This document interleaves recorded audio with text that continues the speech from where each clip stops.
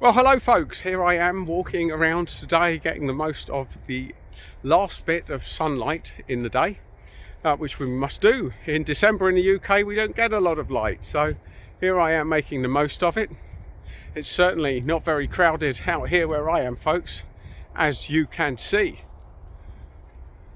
As you can see, it is the path where it's like my personal walking ground. My own private walk, and I love this about getting out. My path has often been the one least travelled. I have been in many aspects of my life the person out in the front blazing the way, and that can be a very thankless task and a very lonely journey for a lot of people.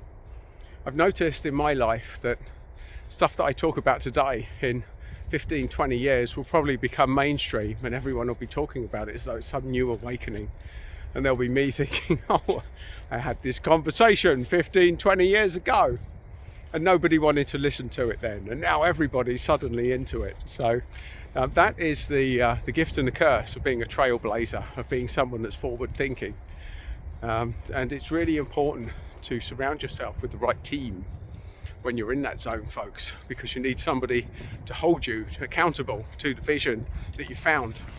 And one of the things that I used to take people out walking, do a process called Walk Innovation about 15 years ago. Well, I'd get them out walking and I would coach them. And what I found was that people would always lead me. When I used to let them talk about what's going on in their world and let them go walking, they would always walk me to a place that reflected where they were in their head. And if they were hitting a dead end in their life, we'd end up at a dead end. If they were stuck in their life, we'd end up in a place where we'd get stuck. If they suddenly had a breakthrough, we'd find some amazing new path. It's incredible, folks, and I spent a couple of years developing this process. So you can either go and develop it for yourself, or you can take my word for it. If you're doing any sort of coaching process to go out, take people walking, go and walk with a friend and talk about where you're at in your head and notice where you're led, because you'll get insights. You will get practical insights of things that are really going on and a much broader picture of where you're at.